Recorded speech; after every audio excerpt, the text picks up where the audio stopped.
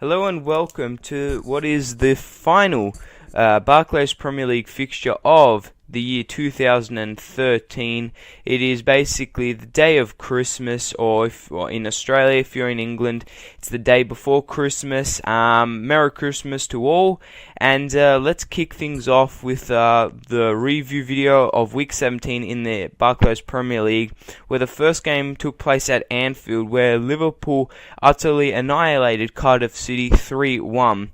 It was all about one man, and it's Luis Suarez again. He got a big multi-million-dollar contract in the middle of the week, keeping him to Liverpool for the next upcoming years. He's named the captain in replacement of Steven Gerrard, who's out injured, and he really led Liverpool here with he's got 2 goals, dished off 1 assist, and he was again with those involvements. He was involved in all of Liverpool's play, and for Liverpool they did dominate their first half, scored 3 goals in it, and it was just basically game over.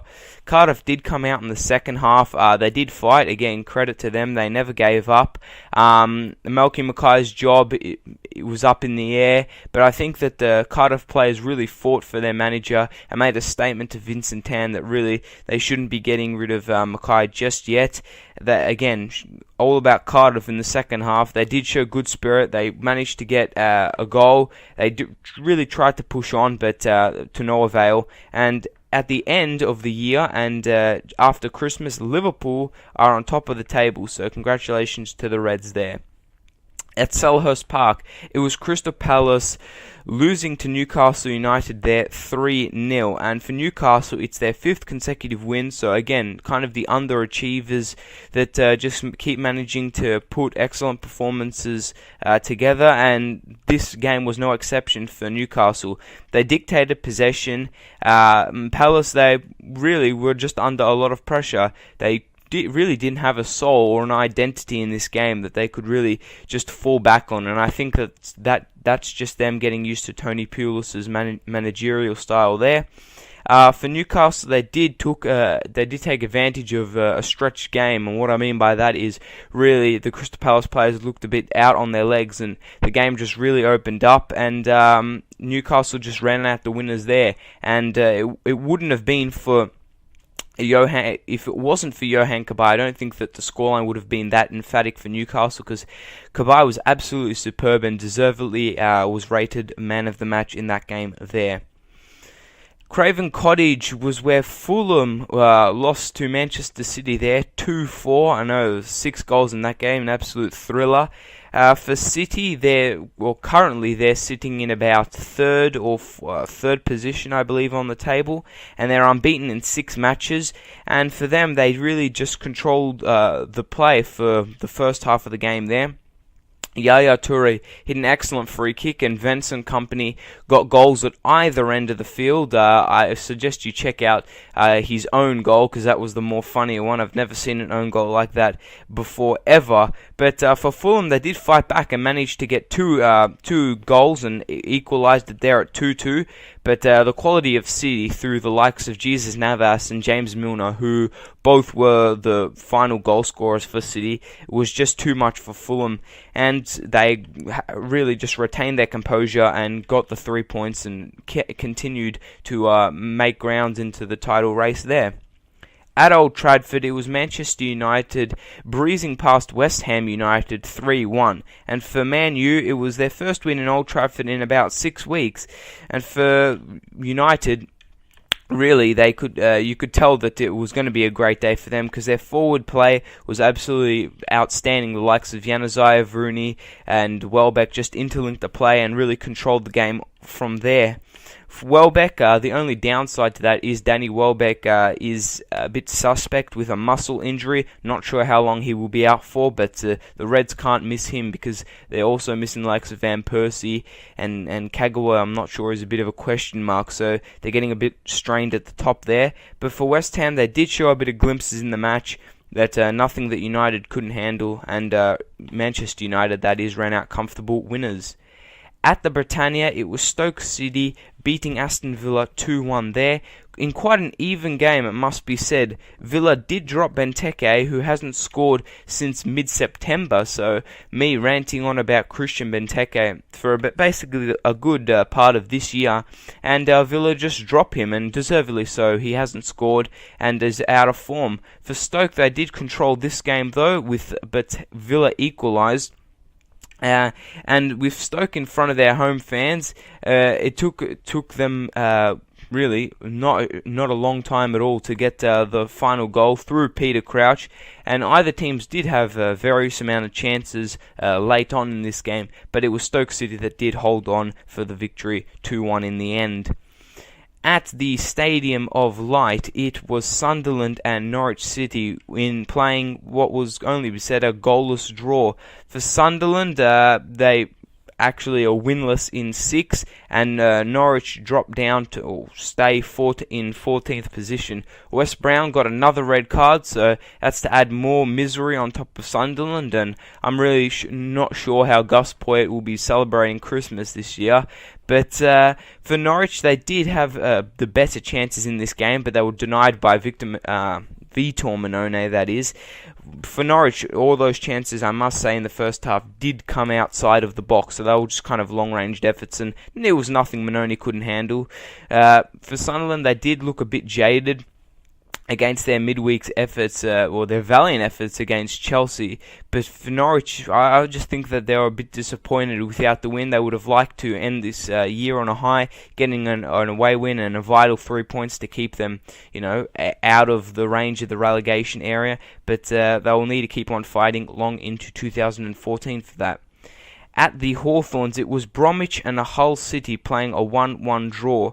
Hull, I think, kind of confused West Bromwich Albion by playing the 3-5-2 formation, and really just uneased Bromwich in that regard. And Hull City, and in fact Jake Livermore, capitalised because he was the goal scorer and he put the visitors ahead.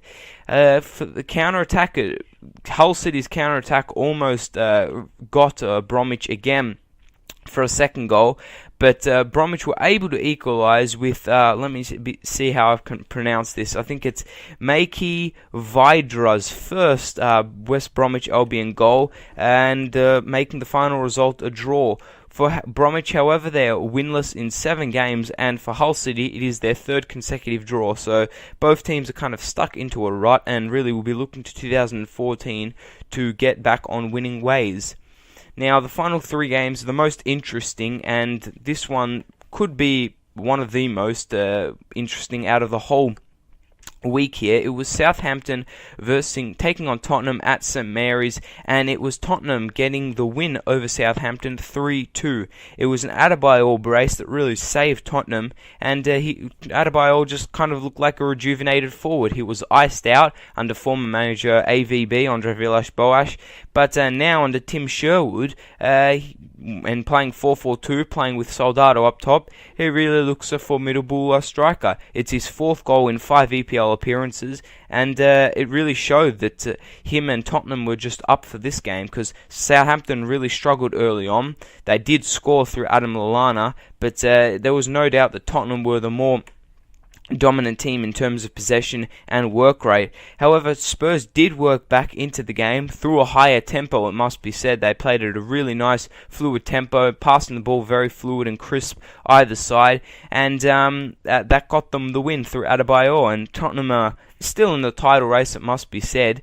The most interesting bit of news coming out of this game was only about a good hour ago, is that Tim Sherwood has accepted, or Tottenham have offered Tim Sherwood an 18-month contract to manage Tottenham, which means that he will be the manager basically for the rest of the season. So congratulations to him. This is coming from an Arsenal fan, and Tottenham, they're thereabouts, and they'd like to kick on. At the Liberty Stadium there, it was Everton beating Swansea City 2-1, and it was what only can be said through 2 sensational goals. One through Seamus Coleman. It was an absolute mammoth of a strike. It was just crazy, and it's It's fair to say that Seamus Coleman is in fact the best defender in the EPL. I was just watching a little show on the television. It's EA's rating for the top 5 defenders in the Premier League, and Seamus Coleman's ranked number 1. And I don't see why that would change anytime soon. For Everton, they are unbeaten in 10 matches, and they're sitting pretty in 5th position, only a couple of points away from the top. And really, in this game, the match was going to be decided in the midfield, and Everton won the midfield battle. They had an outlet on the right-hand side through Morales and certainly through Seamus Coleman. And Swansea did fight back into the game. However, Everton really looked like the team that deserved the win, and that was capped off through Ross Barkley, which was an absolute lovely and exquisitely perfected free kick, which he scored and gave Everton the win there and the 3 points. And for Barkley, it's his 3rd goal of the season, and you can really tell why there's a lot of people ranting and raving about this kid, because he's got talent, let me tell you. And just caused Everton to hold on to victory there, and again, be only a couple of points away from the top. So look for Everton to continue their formidable form into 2014. And the final game taking place Tuesday morning here at 6 o'clock in the morning in Australia, or Monday night over in England, or wherever you live in the world. It was Arsenal versus Chelsea in a London derby at the Emirates Stadium, and the game finished 0-0. That's right. It was not a really entertaining game at all in terms of like goals, chances, red cards and all. It was more of a technical and tactical battle. Few chances, few and far between the chances for either team, and it was only really just shown through Chelsea's defensive setup. I mean, they didn't really, they had probably the best chance of the game through Frank Lampard hitting crossbar, but apart from that, Chelsea were really defensive and just looking to hit Arsenal on the counter-attack. That being said, Arsenal couldn't really play through Chelsea's defence and had to hold on for a draw there. The weather didn't help. The weather over in England right now is absolutely horrendous, with extreme winds and battering rain down there. But both teams they got a point. They're still in the league title race. Arsenal are joint leaders with Liverpool at the top. And again, there's about 6 teams that can still win the Barclays Premier League. So we're going into 2014 with full of anticipation. That is my review of the 10 fixtures before Christmas and basically before Christmas and before you spend time with your family, your friends, or do whatever you do around Christmas time. Again, coming from me, hope you have all a very Merry Christmas. Stay safe, have fun with your family, your friends, your loved ones, and just really have a good time. Again, this time of the year will be made even better if your team did get a win. If your team didn't get a win, it's okay, because there's, in the next week, basically, there's going to be 3 fixtures, so I'm sure in that period of time, your team will be able to pick up a hard-fought or a really well-earned 3 points. And from me and this channel here, I'd like to say thank you very much for watching. Have a Merry Christmas, stay safe, and goodbye.